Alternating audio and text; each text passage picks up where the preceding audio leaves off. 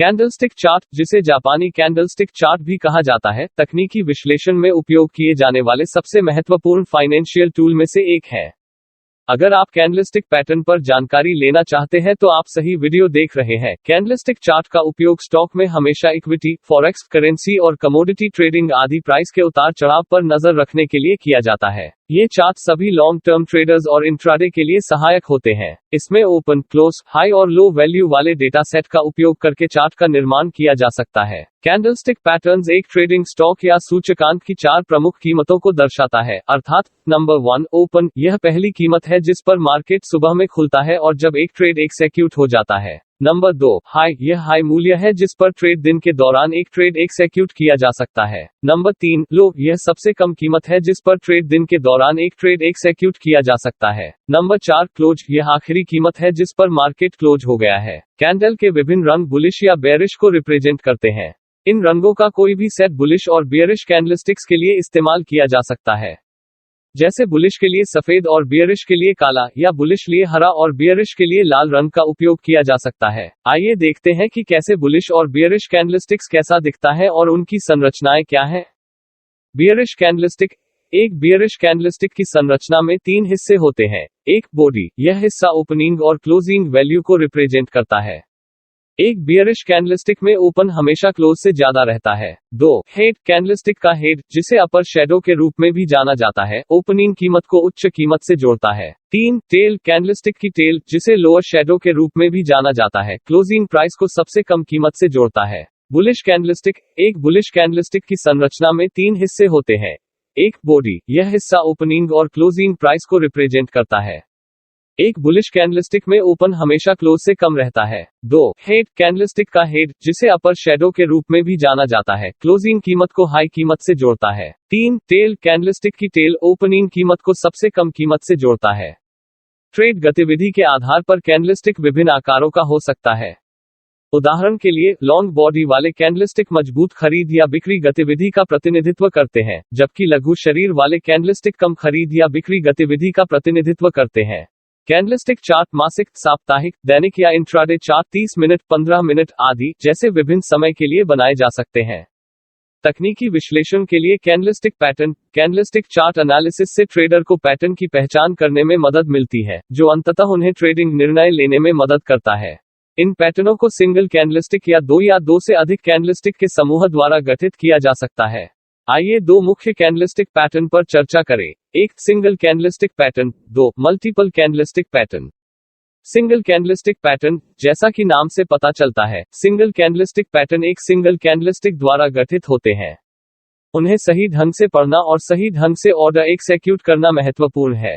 कई single candlestick pattern हैं जिन पर चर्चा की गई है। मारुबोजू, यह एक जापानी शब्द है जिसका अर्थ है गंजा। इसे ऐसा इसलिए कहा जाता है क्योंकि इस कैंडलस्टिक में न तो हेड और न ही टेल का हिस्सा है। यह में 2 प्रकार का है, बुलिश मारुबोजू और बियरिश मारुबोजू। बुलिश मारुबोजू, इसमें ओपन प्राइस लगभग सबसे लो प्राइस के बराबर है। यह दर्शाता है कि चारों ओर भावना बहुत सकारात्मक है। पूरे दिन स्टॉक की खरीद हर कीमत पर जारी रही, इस प्रकार इसकी कीमत को हाई बना दिया और अंत में हाई प्राइस के आसपास ही यह बंद हो गया। यह सुझाव देता है कि निवेशकों को इसे खरीदने के अवसर के रूप में देखना चाहिए, क्योंकि यह उम्मीद की जाती है कि ट्रेंड्स खुद को दोहराएगी। खरीदी मारुबोजू के क्लोज प्राइस के आसपास की जानी चाहिए। बियरिश मारुबोजू, इसमें ओपन प्राइस लगभग हाई प्राइस के बराबर होती है।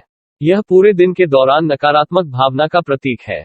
इसका मतलब है कि उस दिन के दौरान हर कीमत पर बिक्री गतिविधि जारी रही, इसलिए निकटतम कीमत लगभग उस दिन की सबसे कम कीमत के आसपास होती है।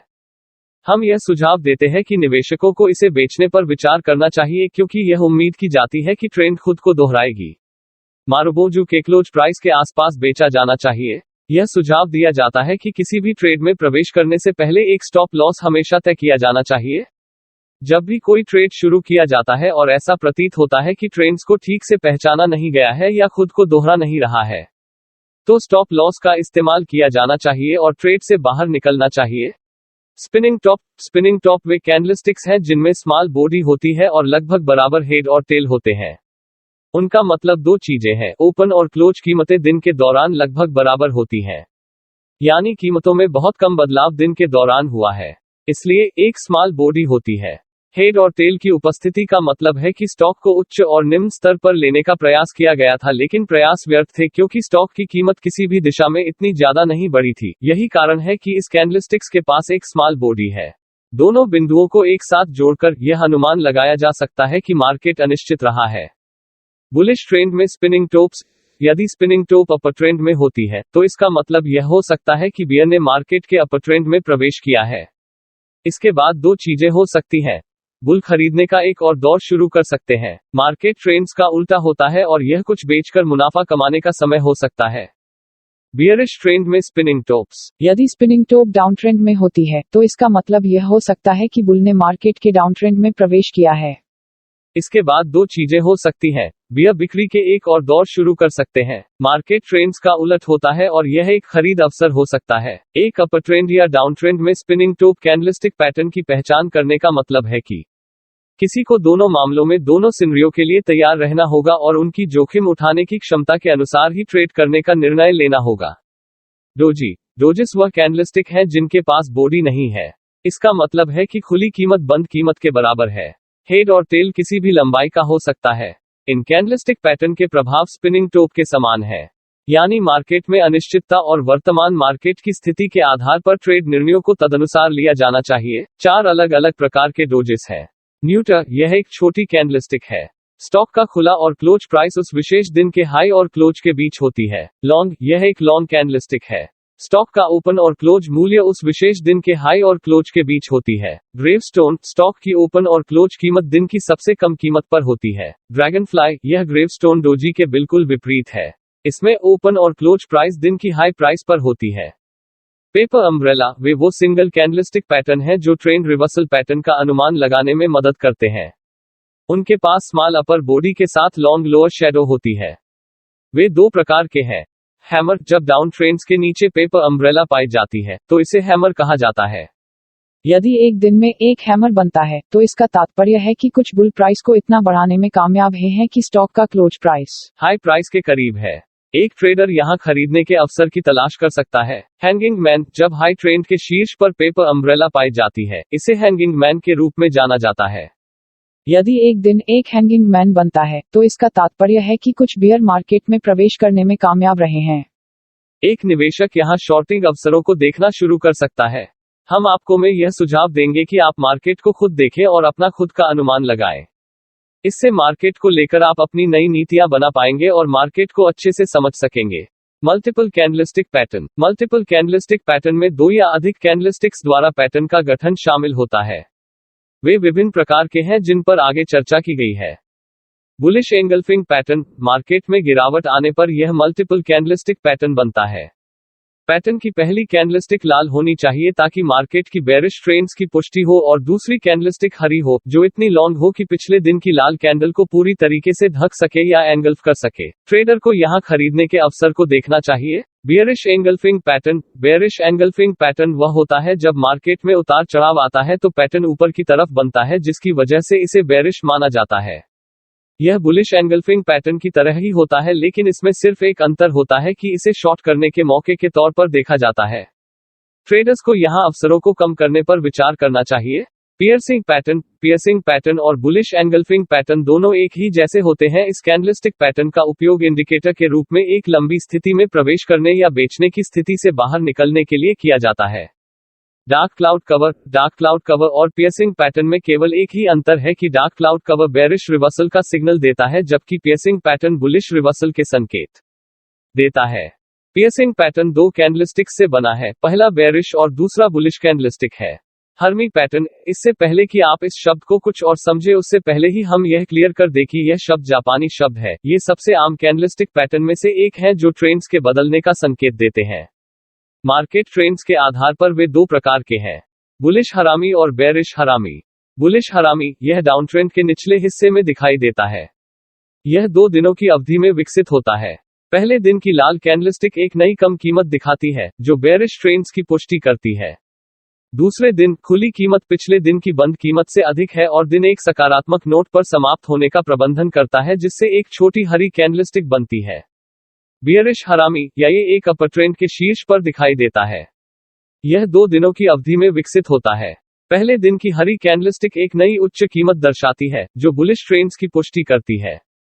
दूसरे दिन खुली कीमत पिछले दिन की बंद कीमत से कम होती है और दिन एक नकारात्मक नोट पर समाप्त होने का प्रबंधन करता है, जिससे एक छोटी लाल कैंडलस्टिक बनती है। Morning star in candlestick pattern में एक विशेष अनुक्रम में 3 कैंडलस्टिक के समूह शामिल होते हैं, जो डाउनट्रेंड मार्केट में बदलते ट्रेंड्स का संकेत देते हैं। वे खरीद अवसरों का संकेत देते हैं। पहला दिन लाल कैंडलस्टिक एक नया सबसे कम प्राइस दिखाता है, जो बेयरिश ट्रेंड्स की पुष्टि करता है। दूसरे दिन ओपनिंग में एक अंतर होता है, जिसका मतलब है कि मार्केट पिछले दिन की बंद कीमत की तुलना में कम कीमत पर खुलता है। यह मार्केट में एक अत्यधिक नकारात्मक भावना दिखाता है। तीसरे दिन ओपनिंग में अंतर होता है, जिसका मतलब है कि मार्केट पिछले दिन की बंद कीमत की तुलना में उच्च कीमत पर खुलता है। यह मार्केट की एक बेहद सकारात्मक भावना दिखाता है।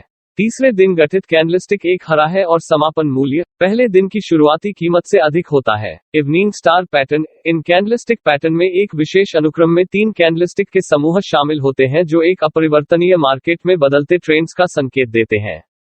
वे शॉर्टिंग अवसरों को इंगित करते हैं। पहले दिन का हरा कैंडलस्टिक एक नई उच्च दिखाती है, जो बुलिश ट्रेंड्स की पुष्टि करती है। दूसरे दिन ओपनिंग में एक अंतर है।